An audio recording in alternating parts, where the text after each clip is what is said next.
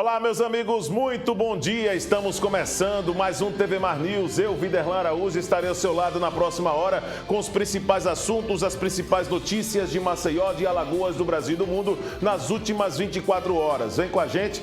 Pela próxima hora, nós vamos deixar você bem informado com os últimos assuntos e a movimentação nos bastidores também aqui em Alagoas, tá certo? A movimentação do nosso departamento de jornalismo. Nós estamos ao vivo neste exato momento pelo portal gazetaweb.com, aquele que é o mais completo portal de notícias de Alagoas. As nossas redes sociais são ferramentas importantíssimas também para a sua interação com a produção do programa. E lembrando sempre que o aplicativo TV Mar também está à sua disposição para poder acompanhar cada programa em uma emissora genuinamente alagoana. Hoje o TV Mar News, sexta-feira, dia 18 de agosto de 2023, nós vamos trazer os principais assuntos e, como de costume, nós vamos dar uma passada nos destaques da Gazeta de Alagoas.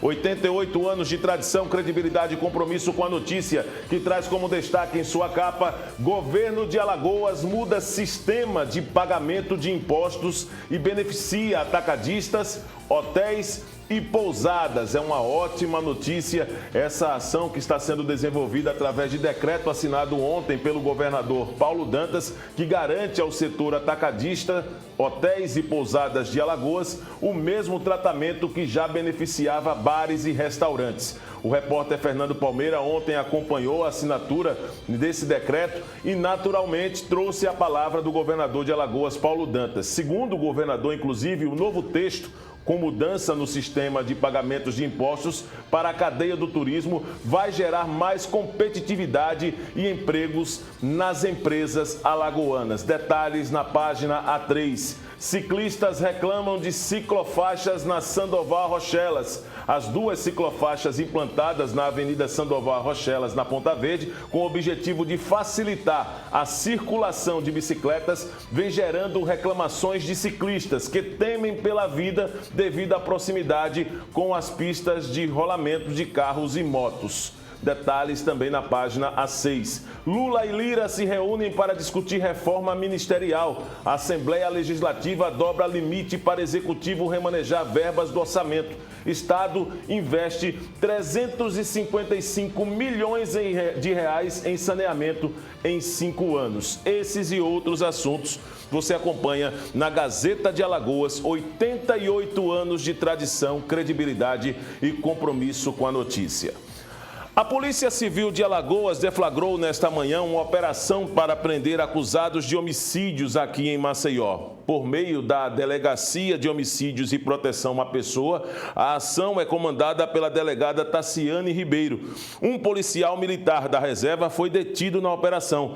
Com ele, as autoridades encontraram munições de vários calibres e uma arma sem registro. Mais uma ação da Polícia Civil do Estado de Alagoas e que nós estamos aqui noticiando nesta abertura do TV Mar News. Olha a quantidade de produtos já retirados de circulação e também nessa convocação feita através dos veículos de comunicação, mostrando o êxito dessa ação da Polícia Civil do Estado de Alagoas. A Justiça condenou à prisão o vereador por Cururipe, Francinei Joaquim, que inclusive é um dos diretores do Cururipe, do clube da cidade. Ele que também pertence ao MDB, por falas transfóbicas proferidas durante a sessão na Câmara da cidade. A pena ao parlamentar será de 2 anos e 4 meses de prisão, podendo responder em liberdade. Na ocasião, em abril deste ano, o vereador disse que as mulheres trans deveriam levar uma coça após elas serem impedidas de utilizar o banheiro feminino de uma praça. Esse discurso acabou gerando problemas para o vereador, que agora terá que se defender, terá direito à defesa diante dessa punição de 2 anos e 4 meses de prisão diante dessa declaração transfóbica que foi analisada pela juíza da cidade. O Serviço de Atendimento Móvel de Urgência, o SAMU, realiza nesta sexta-feira, dia 18, e no sábado, amanhã, dia 19, no horário das 7 até as 18 horas, de 7 da manhã até as 6 da noite, o curso de simulação sobre atendimento a múltiplas vítimas, com o objetivo de prepará-los para atuar nos casos de ocorrência, obviamente com muitas vítimas. O repórter Rogério Costa traz mais detalhes na nossa programação. Você, internauta da Gazeta Web, nós estamos aqui na Uncisal, no bairro do Trapiche. O SAMU está liderando, realizando um grande evento que visa, tanto na parte teórica quanto na parte prática, atender acidentes que produzam múltiplas vítimas. O Jordinã Soares está aqui, é quem coordena todo esse trabalho de coordenação de equipes do SAMU, de treinamento de equipes do SAMU, e vai trazer mais detalhes a respeito desse evento que reúne Polícia Militar, Aeronáutica, Exército, Polícia Civil, socorristas. Perfeitamente. Bom dia a todos que estão em casa. A gente sabe que eventos com catástrofe e desastres são passíveis de acontecer a qualquer momento. Preparar as forças que atuam tanto no sentido da segurança quanto no atendimento de saúde é fundamental para que situações como essa diminuam a mortalidade. A gente sabe que eventos como esse, de maneira geral, as corporações individualmente executam um bom papel. Porém, quando elas são colocadas em cena e em conjunto, em xeque, aí identifica-se diversas fragilidades no atendimento. Preparar esses profissionais para atuarem de forma integrada é o grande desafio desse evento. E é por meio de um dia de curso como hoje que iremos instruir esses profissionais das diversas corporações para que eles estejam aptos amanhã, em uma simulação realística, a aplicar os conhecimentos adquiridos aqui na sala de aula e dessa forma melhorar suas habilidades para atender a população. Quer dizer, nesse final de semana vocês realizam a parte teórica com 50 vítimas, um acidente com múltiplas vítimas, em torno de 50? Perfeitamente. Iremos simular uma situação em que haverá um ataque ativo a uma escola por um meliante e nessa situação haverá pelo menos 55 vítimas. Dessas 55 vítimas, elas terão diversas gravidades e caberá às forças de atendimento de saúde identificar, aplicar os protocolos aprendidos para definir quem tem ou não mais prioridade. Além disso, antes da entrada das equipes de saúde, é fundamental que as equipes de força policial utilizem uma estratégia de garantia de cena segura, uma vez combatendo aquele meliante, para que agora sim, dando um ok, as nossas equipes cheguem, executem a logística de atendimento, triagem e remoção dessas vítimas. Agradeço ao Jordinã Soares, que é profissional médico e também o instrutor principal das equipes do SAMU que atuam no salvamento das pessoas no dia a dia em todo o estado.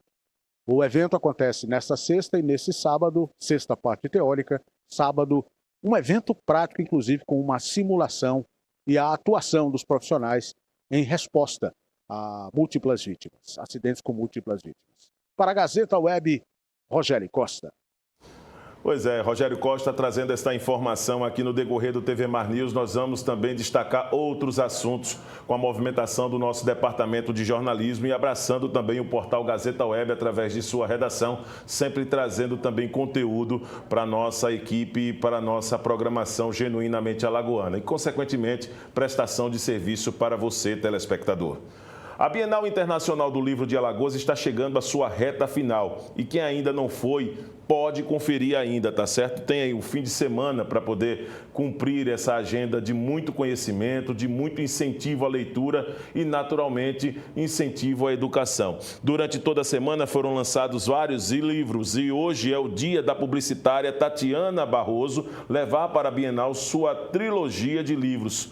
Meu Seriado Britânico, que conta a história de uma jovem brasileira em Londres. De lá, direto do Centro de Convenções, em um dos mais importantes pontos também de educação hoje do estado de Alagoas com essa Bienal, quero convocar o repórter Fernando Palmeira ao lado do Chico Nogueira para trazer mais detalhes direto do histórico bairro Jaraguá. Com você, Fernando. Bom dia. Ok, Viderlan, um abraço para você, bom dia para toda a nossa equipe, para você que nos assiste, muito obrigado por estar sempre conosco, que nós estamos aqui, mais uma vez, no Centro de Convenções Ruth Cardoso. É um sucesso total, já esperado, aliás, está superando todas as expectativas de público e de sucesso, a 10ª Bienal do Livro, e vai até esse final de semana aqui em nossa capital. E eu já trazendo uma convidada especial dentro da estrutura montada pela organização da Bienal, que é o estande da organização Arnon de Melo, com todos os seus veículos de comunicação, com o Instituto Arnon de Melo. E eu tenho a honra de receber essa pernambucana, recifense, cidadã inglesa. E com a obra que ela trouxe para mostrar para a gente, Tatiana Barroso, uma síntese aí de toda essa sua odisseia lá na Inglaterra. E essa obra nos conte um pouco de tudo isso que está aí concentrado nesse seu trabalho. Bom dia, pessoal de Maceió, meu nome é Tatiana, eu sou autora do Meu Seriado Britânico, uma trilogia que está disponível no Amazon e fisicamente aqui na Bienal de Alagoas. Primeiramente, eu gostaria de agradecer ao pessoal da Bienal de Alagoas por dar oportunidade a autores independentes como eu para estar aqui na sessão de autógrafos. Eles fizeram uma praça de autógrafos aqui. E eu vou contar também um pouquinho sobre o meu livro, tá?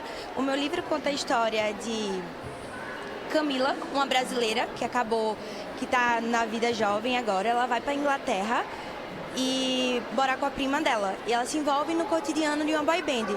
O livro fala bastante sobre como é a experiência de ser jovem e se mudar para o outro lado do oceano. E acho que é isso. Meu seriado britânico. Você vai autografar, e vou dizer a hora, deixar tudo direitinho para o pessoal que nos assiste se programar. Diz aí o local e a hora do autógrafo, como é que vai ser? Claro, eu estarei aqui hoje, sexta-feira, de 13h30 às 15h30, na Praça de Autógrafos. No sábado eu também estarei aqui, andando pela Bienal, vendendo livro também. E no domingo, novamente, às 13h30 e 15h30, aqui na Praça dos Autógrafos. Quem quiser, o livro está por R$ 49,90. Vem o livro e mais alguns brindes.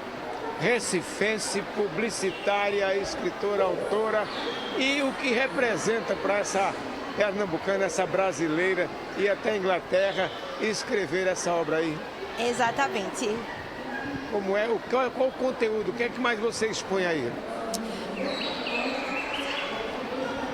O que é que mais você expõe aí? O barulho tá grande, é o mesmo, Então, o livro, ele fala muito... Eu gosto do livro porque ele é para uma faixa etária entre 14 e 18 anos. Então, para mim é bastante importante, porque eu acho que é nessa fase que o pessoal começa a ler. Então, eu trouxe no meu livro uma linguagem fácil, é uma leitura relativamente fluida, com linguagem do cotidiano, dos jovens. Então,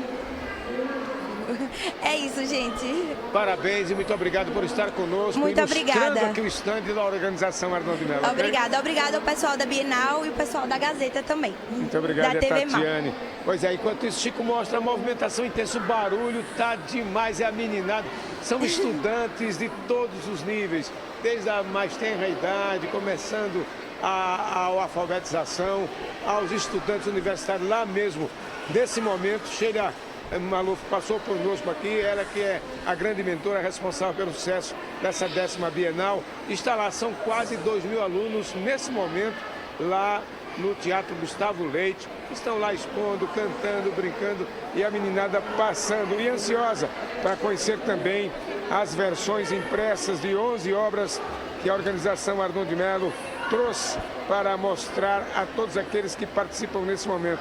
O conteúdo produzido por profissionais de várias áreas alagoanas desde o ano de 2006. As publicações são as seguintes: Guia Turístico de Alagoas, Alagoas 200 anos, Maceió 200 anos, Mestre Artesão das Alagoas, além de Alagoas Popular, municípios alagoanos e tantas obras memoráveis expondo o nosso estado. Riquíssima a 10ª Bienal do Livro, aqui no Centro de Convenções Ruth Cardoso, direto do stand da organização Arnon de Mello, Fernando Palmeira, com as imagens do Chico Nogueira, para a TV Mar da organização Arnon de Mello, no canal 525 NET.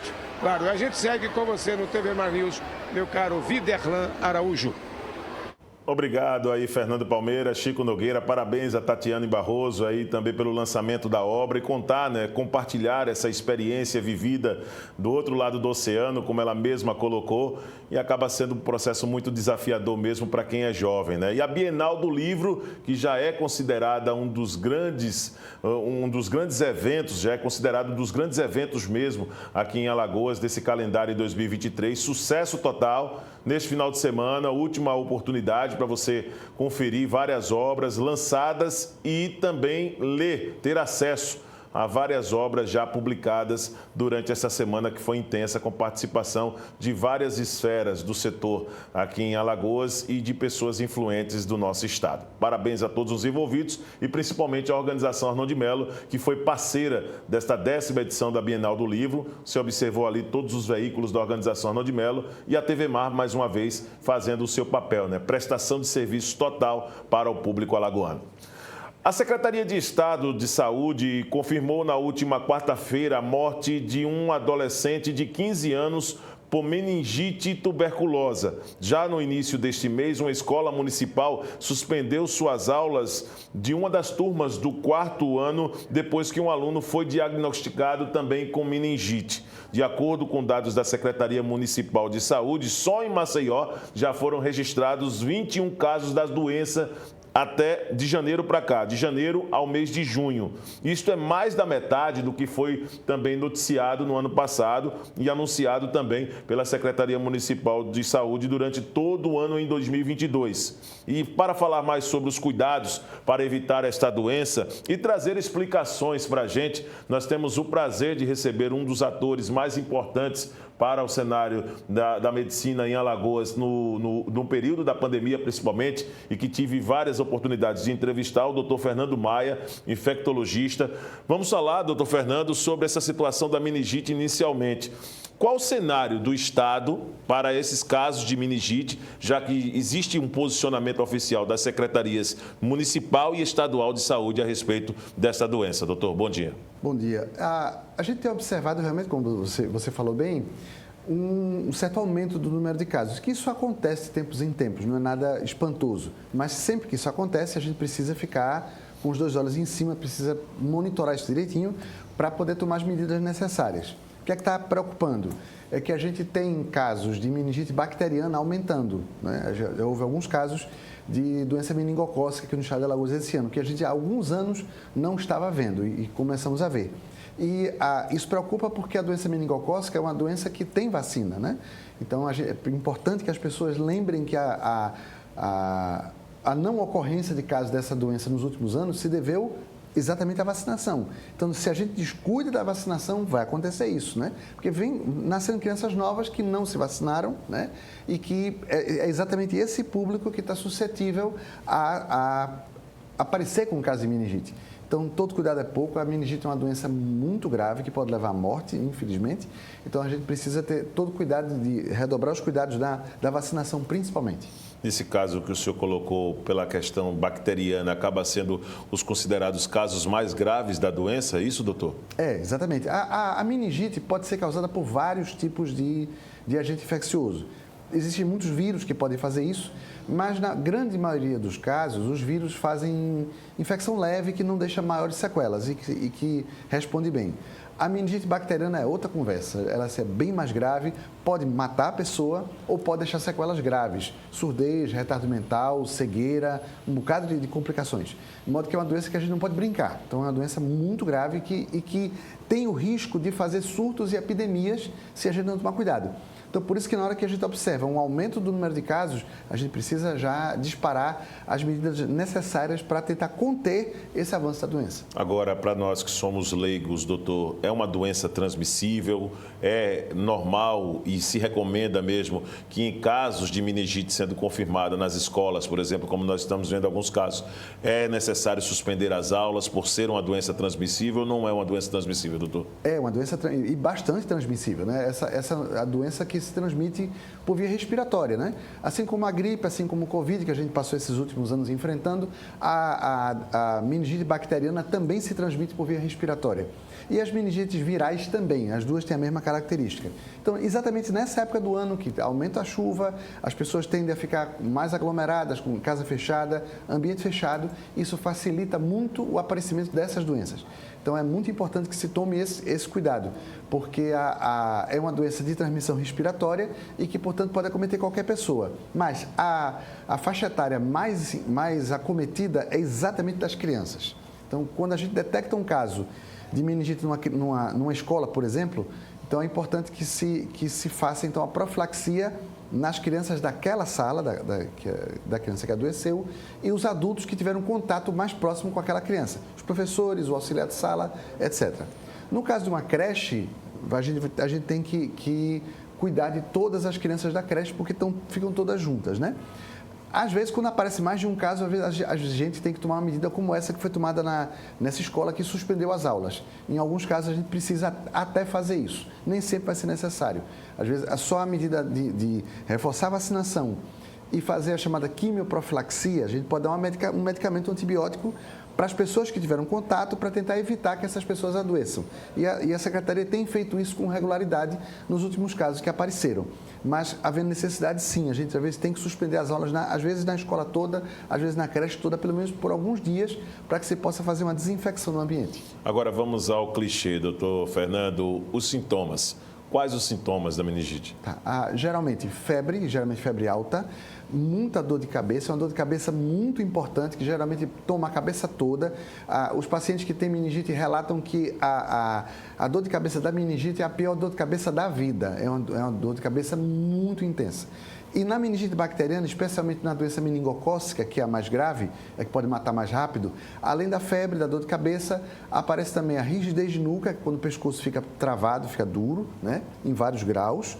E também pode aparecer manchas na pele, mancha vermelha, ou preta, ou roxa, e que aparecem rapidamente, geralmente aparecem primeiro nas extremidades. Dedo da mão, dedo do pé é o mais comum, mas pode aparecer em qualquer parte do corpo. Então, você teve febre, dor de cabeça, apareceu alguma mancha no corpo, procure imediatamente o serviço de saúde, imediatamente, porque o tratamento precisa ser iniciado o mais rápido possível. Quanto mais cedo a gente inicia o tratamento, menos sequela, menos risco de morte acontece. Agora, doutor Fernando, já existe protocolo? O senhor acredita que está na hora também de ser inserido um protocolo para evitar a disseminação da doença? Ou você ainda acha muito cedo, doutor? Não, esse protocolo já tá sendo efetivado, né? Sempre que aparece um caso, o que é que acontece? Essas doenças são de notificação compulsória. Então, o hospital que recebeu a pessoa que atendeu tem que notificar as autoridades sobre o caso. E essa notificação tem que ser imediata. E aí, o que é que acontece? Qual é o trâmite normal? A Secretaria Municipal de Saúde vai na escola, geralmente quando é uma criança, né? Vai na escola e entra em contato com todos os pais, os responsáveis das crianças da sala do caso. Sim. Né? E aí vai dar medicação para aquelas crianças todinhas e também para os adultos que tiveram contato com aquela criança. Essa é a primeira medida mais urgente, vamos dizer assim. E, além disso, também se recomenda a vacinação das crianças da escola. Aproveita o momento para reforçar a vacinação dessas crianças todas, para evitar que apareçam casos secundários. Isso já é feito de rotina, mas é importante que não se descuide e que, se você for chamado pela escola, não deixe de ir e faça a medicação, que é importantíssimo, que a medicação, na maioria das vezes, evita o aparecimento de novos casos da doença. É importante, né? Dá meio que uma estagnada e cerca, né, o processo de disseminação. Agora, falar em prevenção, a vacina é a única forma mesmo de prevenção de casos de meningite, doutor? Ou existem medicações particulares ou até mesmo situações que você pode recorrer, o cidadão pode recorrer para evitar, por exemplo, essa disseminação da meningite? A prevenção é a que a gente já sabe para todos os casos de doença respiratória. Então, evitar ambiente fechado, evitar aglomeração, se cuidar bem da saúde, então se alimentar bem, fazer exercício, os cuidados gerais que todos nós temos que ter. Em relação à meningite bacteriana especificamente, que é a mais grave, já existe vacina nos postos de saúde, a chamada meningocócica ACWY. Então, ela já pega os principais tipos de meningite que estão circulando por aqui. Existe também uma outra vacina que ainda não está disponível na rede pública, então quem quiser, quem puder, pode procurar a rede privada, que é a meningocócica tipo B. Essa já tem prevista na rede particular de vacina. Quem puder fazer é interessante, porque é mais uma proteção contra esses sorotipos todos que estão circulando. Em relação à meningite viral, que é a mais comum, mas também a mais leve, não existe uma vacina específica contra a meningite. Existem vacinas contra alguns vírus que podem cursar com meningite. Por exemplo, o vírus influenza, da gripe. Uma das manifestações graves é meningite. Então, é importante que a pessoa se vacine contra a influenza. A vacina do Covid também deve estar em dia também. E algumas pessoas também têm indicação de fazer a vacina contra pneumococo, que é uma outra bactéria que também pode causar meningite, mas essa é mais comum ou criança muito pequena, pacientes idosos com mais de 60 anos ou pacientes que têm alguma doença que diminui a imunidade. Por exemplo, o transplantado, o paciente que usa imunobiológico, o paciente que é diabético descompensado, o paciente que tem AIDS, que não está tomando remédio, por exemplo. Então, esse grupo de pessoas também podem e devem ser vacinadas também é importante. A população geral, em princípio, não precisa, a não ser que apareça um surto, que não é o caso agora. Entendi. Mas é importante que todo mundo cuide bem da sua saúde, evite lugar fechado, evite aglomeração, que é importante, porque é nesse ambiente que ocorre a maior contaminação de Covid, de gripe, de resfriado e também de meningite. Então, você evitando esse ambiente fechado já é uma boa ajuda para para evitar esses casos. Agora, o tempo de eficácia da vacina, falando exatamente em números, doutor, tomou a vacina hoje, já está protegido automaticamente ou aí a pessoa pode ainda ter risco de contrair, por exemplo, no caso da meningite viral ou a bacteriana, nesse caso, doutor, tomando a vacina? A vacina demora, em média, 14 dias para fazer o seu efeito pleno. Então, assim, não é saiu da clínica de vacinação e já vai para... Já pode se ir para a galera, como diz a brincadeira, né? Não, você tem que esperar pelo menos 14 dias. E lembre que a vacina de doença meningocócica, que é essa mais grave, tem que ser feita em 2 doses. Então, você faz a primeira dose, depois faz a segunda. A primeira dose não dá a proteção completa, então tem que tomar uma segunda dose depois de alguns meses. Então, é importante que você, se você não tomar vacina, é importante você correr atrás disso, porque você precisa tomar vacina, demora um tempinho, alguns dias para a vacina fazer o efeito, então é importante você tomar logo. Quanto mais cedo você toma, melhor, né? A vacinação, essa vacina específica, dá proteção permanente para o resto da vida. Então, você toma essa vacina uma vez na vida. São 2 doses, mas é uma vez na vida. E depois, a partir dali, você está protegido. As medidas restritivas que envolviam o uso da máscara, elas estão mais flexíveis agora, doutor. Mas o uso da máscara também, o retorno de usar a máscara acabaria sendo também uma forma de evitar esse contato com pessoas, por exemplo, que poderiam transmitir essa doença, doutor?